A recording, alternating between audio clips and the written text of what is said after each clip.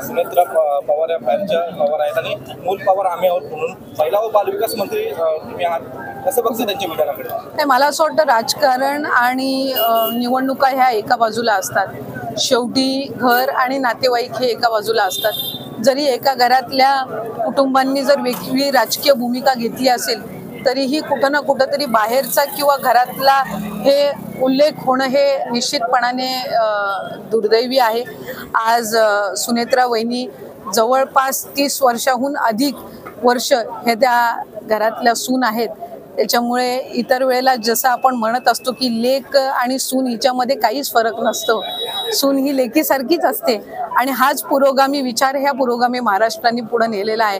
त्याच्यामुळे कुठं ना कुठं तरी मला असं वाटतं की आज मी साधारणपणे सुनेत्रा वहिनींची सुद्धा कुठे मुलाखत ऐकली आणि त्यांनाही कंठ दाटून आला आणि कुठेही त्यांच्याही तोंडातून काही शब्द फुटत नव्हते. त्यामुळे निश्चितपणाने हे एक दुर्दैवी आहे. त्यामुळे राजकारण एका बाजूला, कुटुंब हा एका बाजूला. आदरणीय पवार साहेब हे देशाचे नेते आहेत, त्याच्यामुळे त्यांच्याबद्दल अधिक माझ्यासारख्या एका छोट्या कार्यकर्त्यांनी बोलणं काही योग्य नाही. पण कुठं ना कुठं तरी सून म्हणून एका घरामध्ये गेल्या अनेक वर्षांपासून वावरत असताना ती त्या घरातला एक अतिशय महत्त्वपूर्ण घटक असते.